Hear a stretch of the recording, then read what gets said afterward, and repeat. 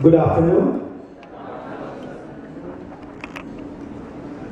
Standing in front of you, the students from the prestigious Loyola institution, I remember the inferiority complex I had when I studied in a college close to yours, Pachepas College.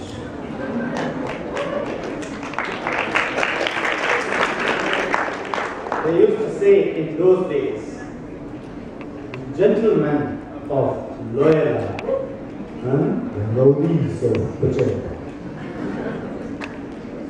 The Pachepa students always used to carry heavier bags than the Loyola students. Not because they were studying more books and writing more notes. They used to carry some extracurricular stuff like stones, knives.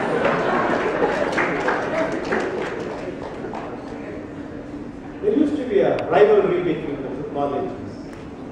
And there was this story about the rivalry between the students of Pachepas and Loyola. There were 3 students of Loyola and 3 students of Pachepas. They boarded the train from Tambaram to come to Chennai. The 3 Loyola students, they bought 3 tickets. And the 3 Pachepa students bought 1 ticket. They entered the train, they were sitting in the compartment, 3 guys facing the other 3. But when the ticket examiner started appearing in the frontier, the Pachepa students quickly, all 3 of them, ran into the bathroom and locked the door. The ticket examiner knew that there is somebody in the bathroom, so he knocked. So this guy just opens the door slightly and just shows the ticket and he punches and goes. And he doesn't know there are 2 other guys inside. So the Loyola students were very impressed. So the next day, the 3 Loyola students, they bought 1 ticket. And the 3 Pachepa students bought no ticket. So they were sitting in the compartment face to face. And as soon as the ticket examiner appeared, the Loyola guys were more nervous because they are new to this business. So they beat the Pachepas and ran faster, entered the bathroom, locked. They knocked on the door. So they opened slightly and just showed the ticket, and the Pachepa student takes away the ticket.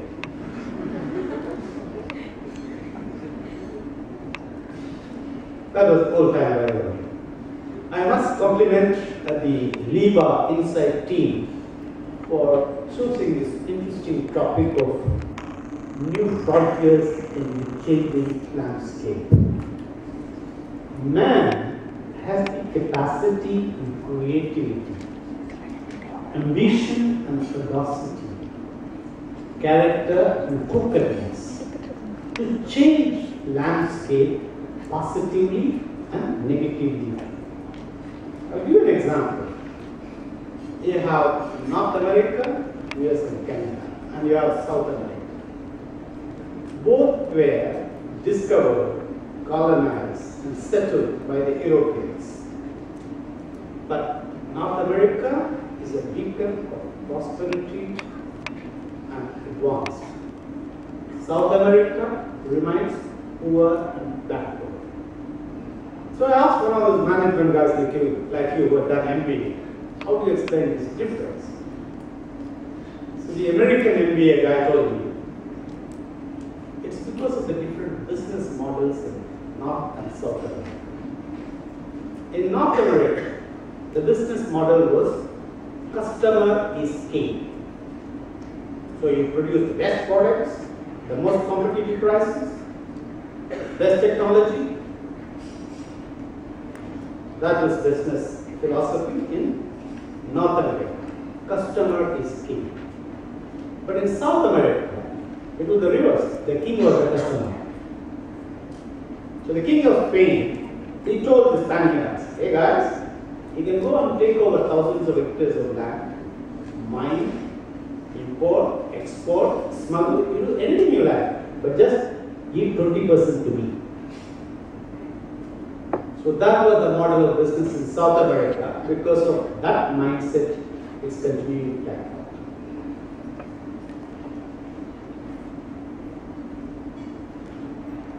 Then he gave another explanation. He said, in North America, the business philosophy is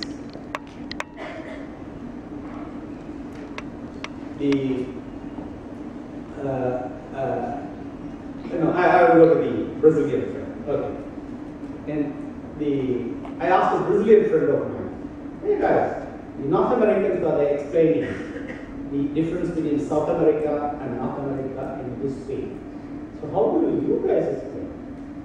So the Brazilian guy, he explained in the typical Brazilian and Latin American way. He said, he gave a historical perspective. He said, in the beginning, there was Moses. He looked up and said, God, you are everything. Without you, we are nothing. Then came King Solomon. Put his hands here.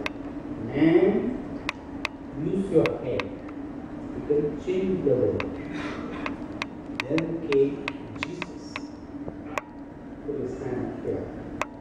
Heart, love thy neighbor, and solve our problems. Then came Karl Marx. Put his hands here. Stomach, if this is empty, there will be revolutions. And then came Sigmund Freud.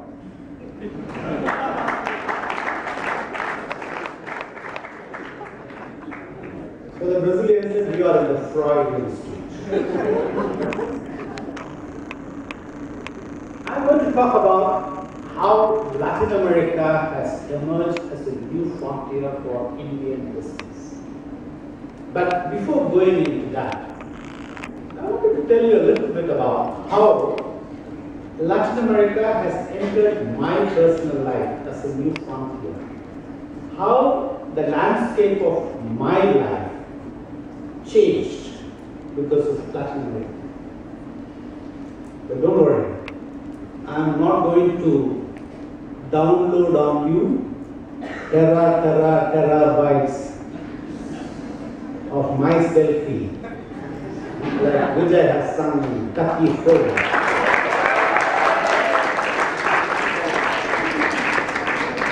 Don't take a selfie puller. I'm going to download a few kilobytes, not terabytes.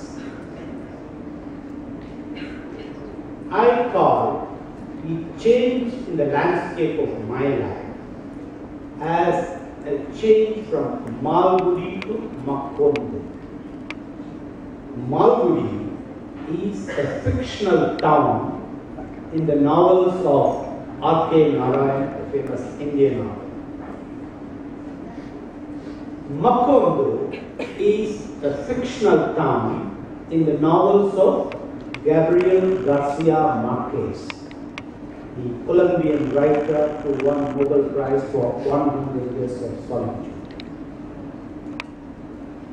In R.K. Narayan's books, when he talks about Malgudi, the characters in his novels, they are people from a rural town, rural folk, very simple, innocent, naive, conservative, traditional, religious, and God-fearing.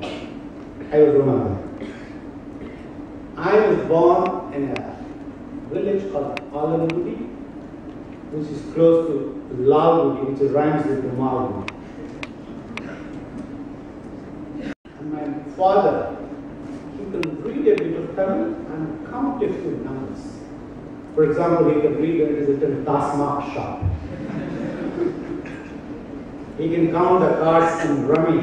He is being going to check 10 points each.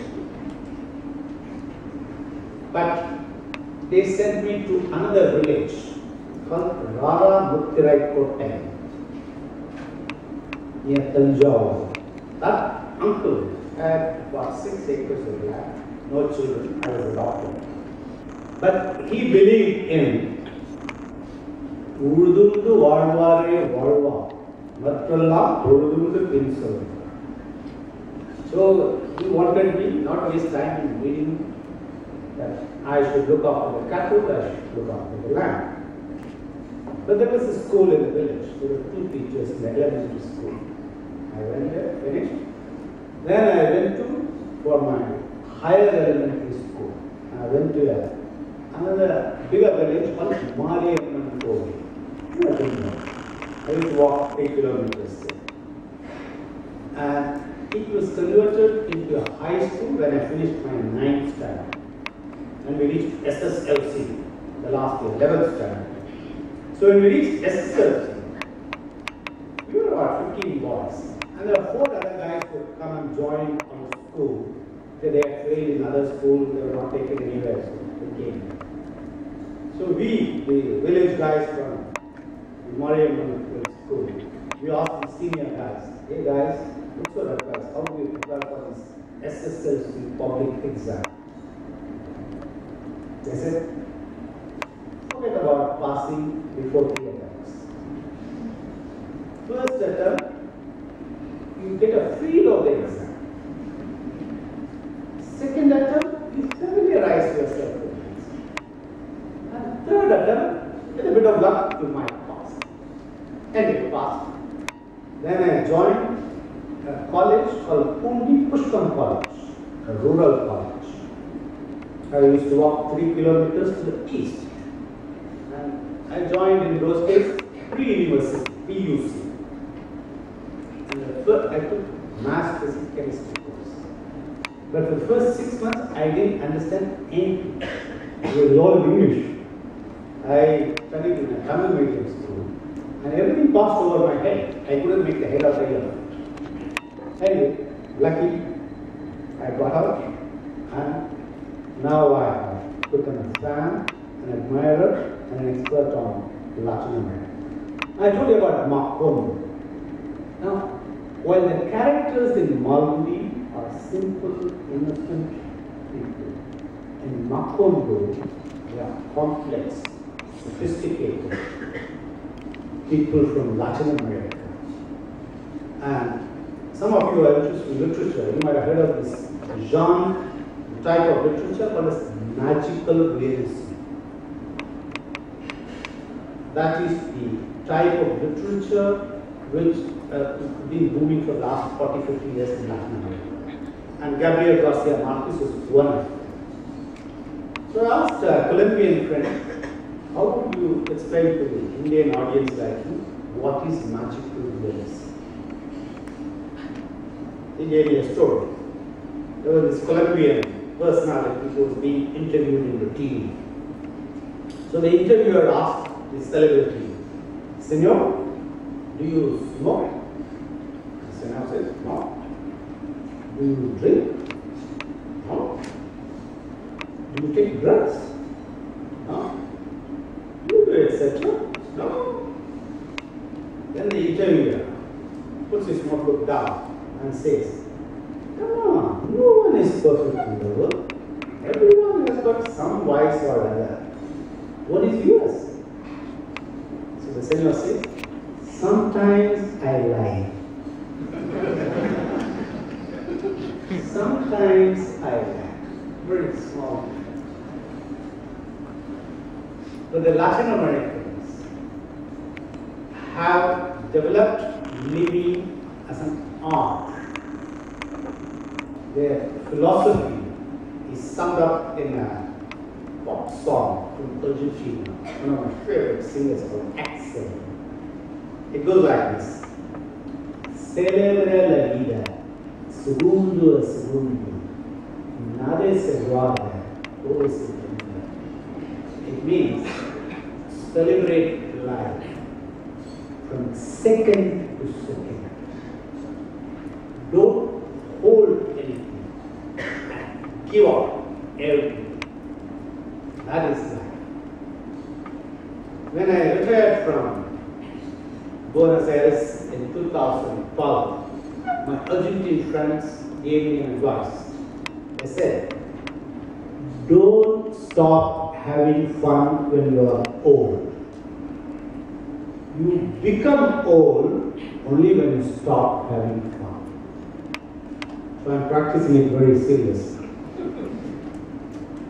I tell our business friends in India that you should travel to Latin America.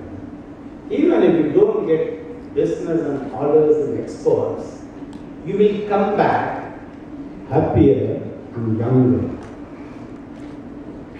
And some of them don't come back. I tell them, the only risk of doing business with Latin America is falling in love. What's happened? I wrote a blog about these 3 guys from India, including one from Coimbatore called Mohan.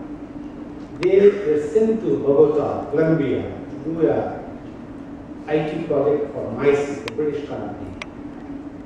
And they landed in Colombia, fell in love promptly with 3 Colombian girls, resigned from their job, settled. They have started their own company called Sophos Solutions, doing banking software, using Infosys as their subcontractor. They did very well.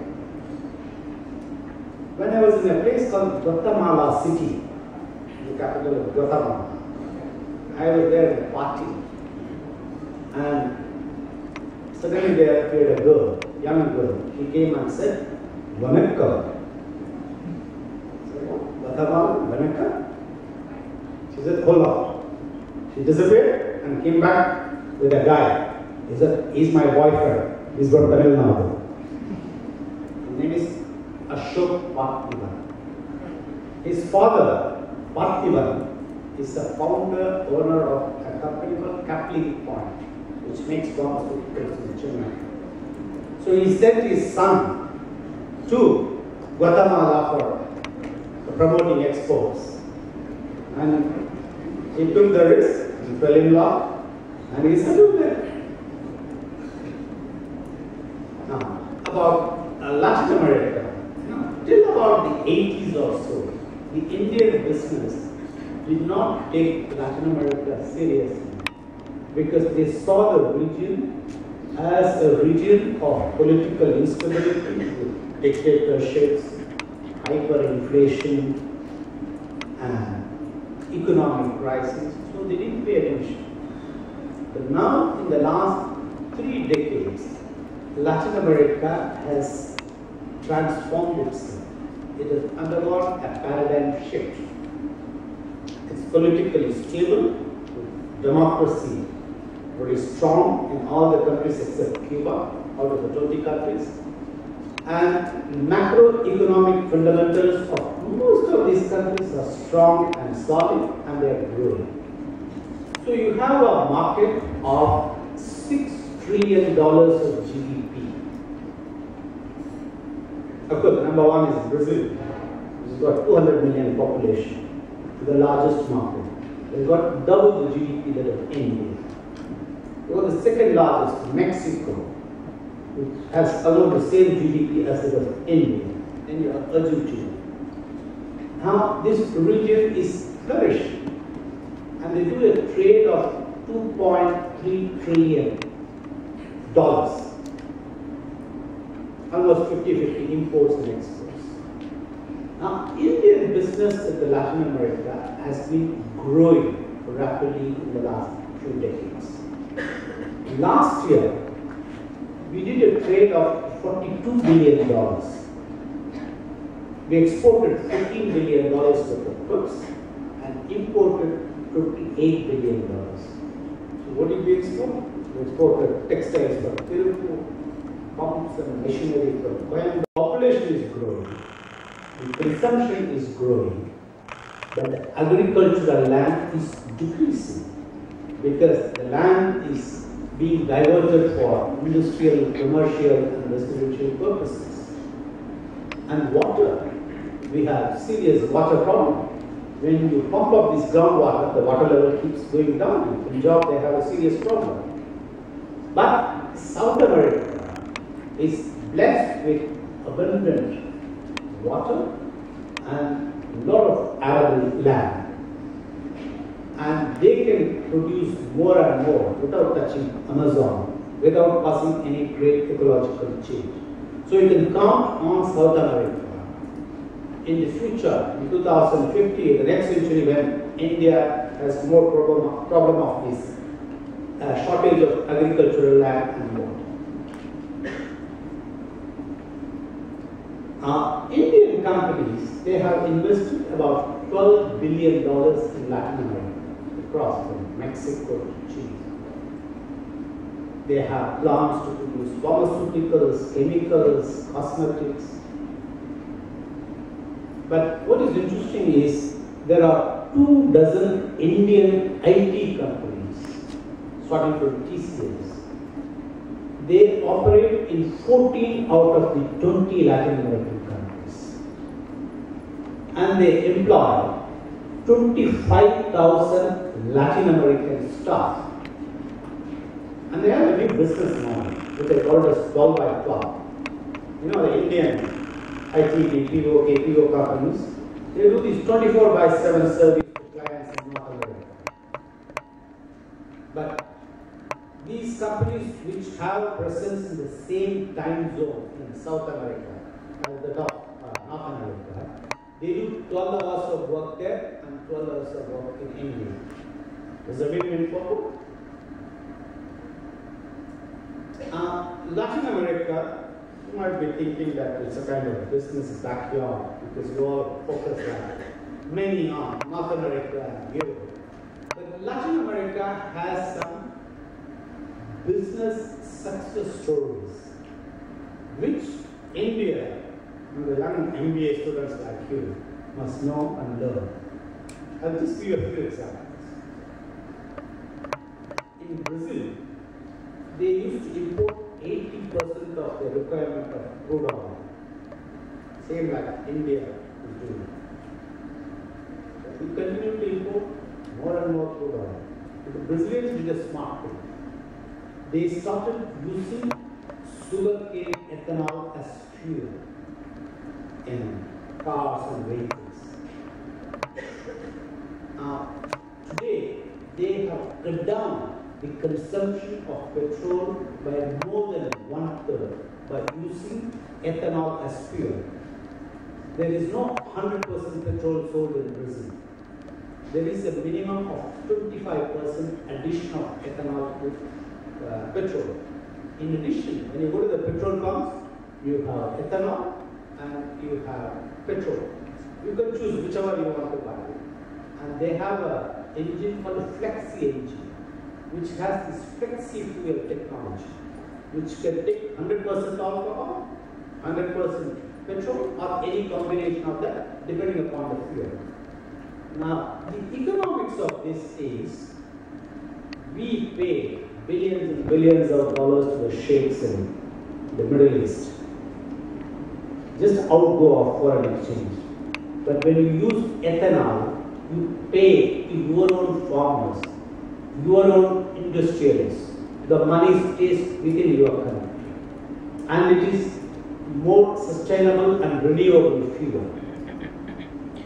That is something India has done. I know we have started a program of adding 5%, but we have managed to do only 2%. We have a long way to go.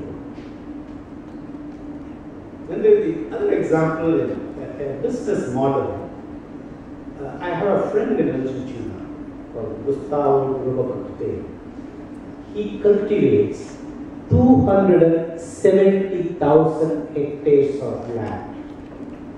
270,000 hectares in Argentina, Brazil, Uruguay, Paraguay, and in Bolivia. But he doesn't own a single hectare of land. He doesn't own a single tractor or harvester or spray. He has leased all the land. He has outsourced the equipment, tractors, harvesters, sprayers. He has outsourced the operations. He has outsourced to the agronomists. Each agronomist would handle about 5,000 hectares, and depending upon the productivity and the output, he would get whatever is due to him. This is a fantastic business model, which I call as APO, Agriculture Process Outsourcing. So instead of investing heavily in land and equipment and machinery, this is an asset-light investment business model, where he has connected the owners of the land, equipment, providers of service. He has made a virtual cycle in which it's a win-win for everyone, and he gets his 10% margin. Agriculture Process Outsourcing. I visited his office, which is about 400 kilometers from Buenos Aires in a rural area. And the office looks like the Infosys office in Bangalore.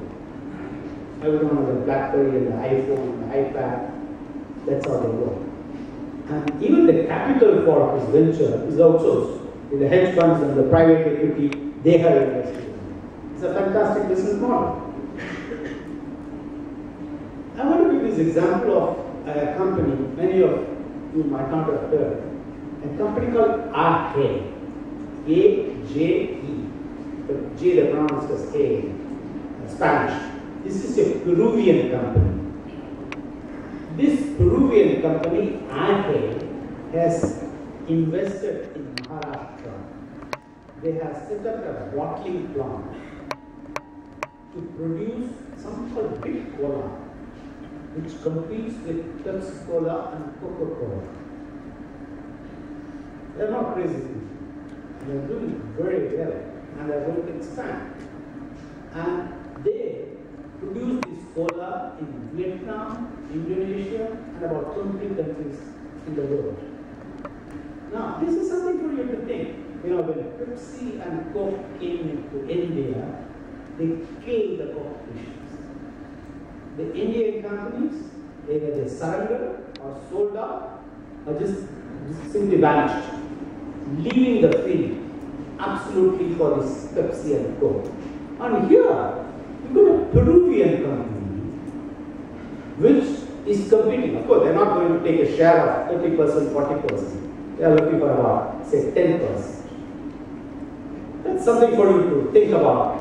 How can big Indian companies, they have surrendered. There is a Peruvian company which has come to compete with these two giants. The last example I would like to give you is a company called Surya Henna from Brazil. There is a Brazilian girl called Cecilia. She went to London. She worked in a shop owned by an Indian called Malhotra. And soon she became Cecilia Malhotra.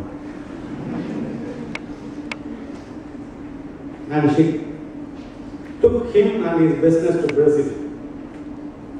They lived in Sao Paulo.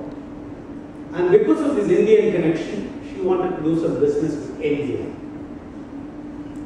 She started importing henna powder from India for tattoo, and the business picked up, did well. Then after some time, she stopped importing henna products from India, and she started importing ingredients, the raw materials from India, and she started making in her own brand, Surya, marketed in Brazil, Argentina, South America, United States, Australia. Now she does business with over 20 countries around the world. And guess, she is exporting almost $2 million of henna products to India, the mother country of henna. And she wants to put up a plant in India to produce henna products in her brand name. That is the business success story of Latin America. I would also like to I have talked about the new frontier in my life, Latin America, and the new frontier of Latin America for India. I thought I should tell you a few bits about the new frontiers awaiting young MBA students like you. You are lucky. This is an exciting time to be young. Youth has the advantage. And we, the old fogies, are at a disadvantage. You know, when I was a kid, my father used to buy gifts. He would bring it home and evening put it on the table and say, son, here is your gift on the table. But don't touch it. Don't open it. Don't break it. After dinner, I will organize everything for you. But now, my son, he buys the iPhone 6. He brings it home, puts it on the table and says, Dad, don't touch it. Don't break it. Don't open it. I will organize everything and configure it for you. So that is the advantage of youth now. You know, when I was young like you, we were not that confident and optimistic about ourselves and about India. So we used to have a story in those days. There was this president of Brazil, Russia, and the Prime Minister of India. In 1991, they sought an appointment with God to seek His help to develop their countries. So they got the appointment, they were together. First, it was the Brazilian president. He told God, God, we changed from a military dictatorship to democracy, to a vibrant nation. I want to make Brazil as a first world country during my term, which is 4 years as president. So God looked at him and said, Senor, it is not possible during your time. It's going to take another 30, 40 years. So the Brazilian president started crying. Then it was the turn of Gorbachev. He said, God, we have made history from communism to democracy. I want to see my country, Mother Russia, same level of prosperity as United States. I want to do it during my presidential term, 5 years. So God looked at him and said, Mr. Gorbachev, it is not possible during your term. It's going to need change of a whole generation. So Gorbachev started crying. Then it was the turn of Narasimha Rao, our Prime Minister. But before Mr. Narasimha Rao opened his mouth, the God started crying. And the God said, Mr. Rao, I know what you are going to ask, but that is not possible during my term. So that was in 1991. But now, there's a guy working in TCS. He sends a message in WhatsApp to God. God, I want a little meeting with you. God says, okay, come along. So he goes. And the God looks at this young TCS guy and says, young man, I told you, our Prime Minister, 20 years back, that development of India reaching first world status or equivalent to the United States is not possible during my term. So what can I do for you? So this young TCS guy looks at the God and says, God, I'm not here to ask you for any help or favor. I am here to give you an offer. Why don't you outsource your work? My company will do it at 1/3 of the cost and more efficiently. So that is your work. Now, this word of empowerment of the young in India, it has come at the right time when India's time has come. It's a happy coincidence.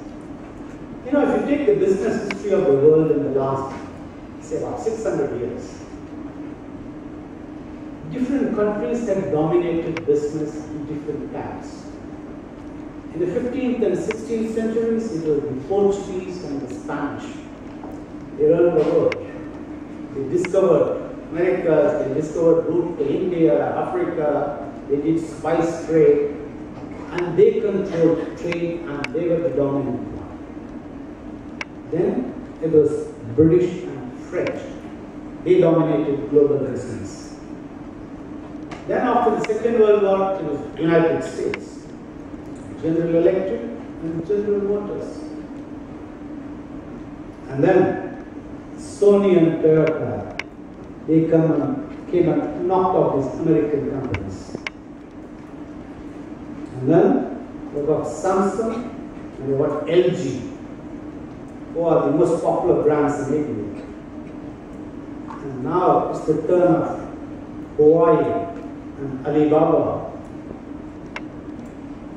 And it ended. China, I would say, is a larger player. They do whatever we do, they do 10 times, 20 times bigger than us.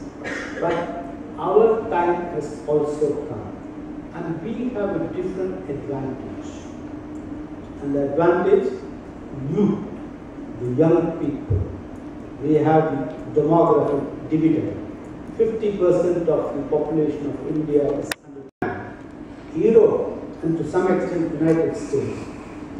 The average age is gone up. People are becoming old. You don't get creative, young, dynamic, vibrant young people. And then that's where your advantage lies. You might have read this book called The World is Flat by Thomas Friedman. In that he tells the story. In the olden days, the American parents would tell their kids at dinner time, son, don't waste the food. You think of the millions of Indian poor kids who go hungry. So you finish your food. But now, the American parents tell their kids at dinner time, son, have you finished your homework? Please finish. If you don't, these Indian kids will take away your job. So that is the advantage. And already, India has started taking advantage of globalization. The flat world, where you can compete, collaborate with anyone around the world, and you can conquer the world. You know, people, like for example, the British came to India with East India Company in 1600, and then they conquered and colonized us. But today, the richest person in UK is Lakshmi Mittal in India. Today, the largest manufacturing employer in UK is Tata, with their Jaguar, Land Rover, Tata Steel, hotels and Tata Tea. So it's done. And you have Satya Nadella, a man who studied from Hyderabad and Manipur. He has taken over Microsoft.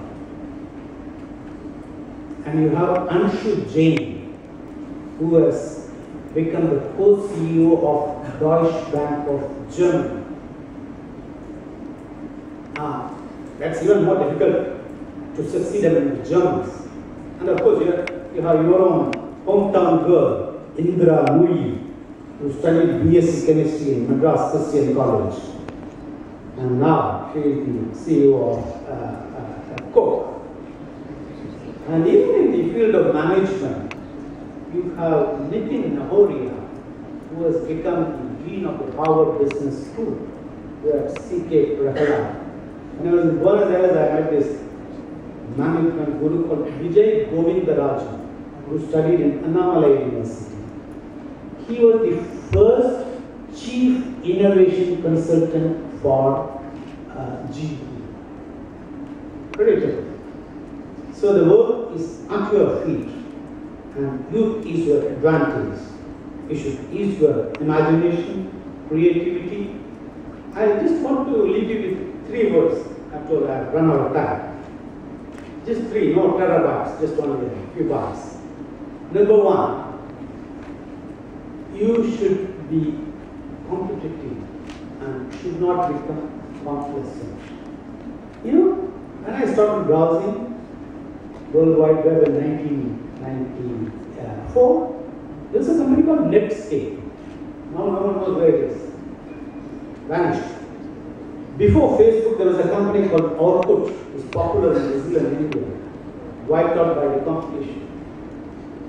And the second advice I would like to give you is that be prepared for changes, not just linear changes, changes exponential, disruptive, and unexpected. You never know what's going to happen. You know, around 1830, the mayor of New York City had collected together the 100 smartest people from New York and said, we should plan for New York in the next 100 years. So you come out with ideas. And there was one guy who came and said, in 100 years, New York will be full of shit, horse shit. He did a linear calculation. He said, no, we have about 100,000 people in New York. And we have about 3,000 horse-drawn carriages. Now, in 100 years, the population will go to 10 million, which means we would have something about 500,000 horse-drawn carriages. With so many horses, the city will be just horse shit. This linear thing. And the last one I would like to tell you is that keep your mind open to acquire multicultural skills. I know a fascinating Indian in Argentina. His name is Aziz Abdul.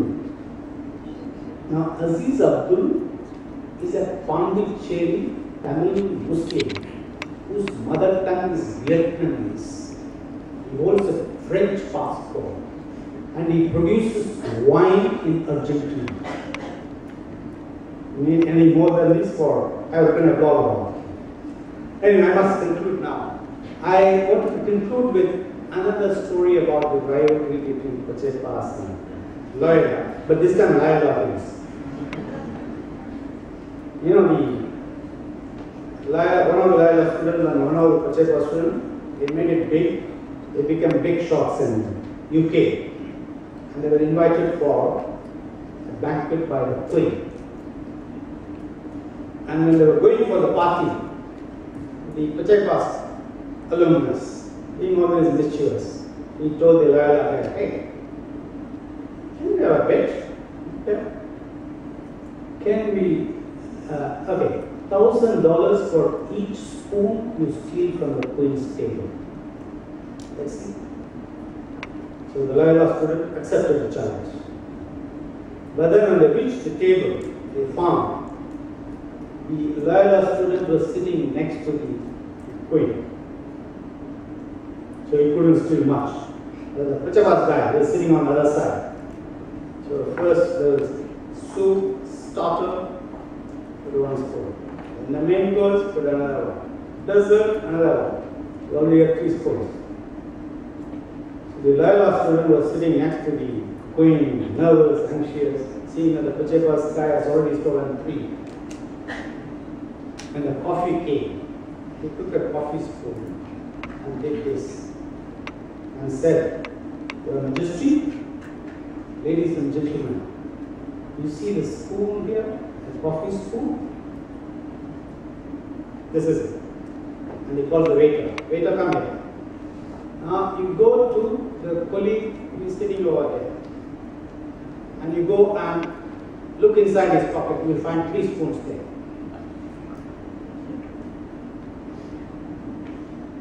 Well, who won? Loyola. Thanks.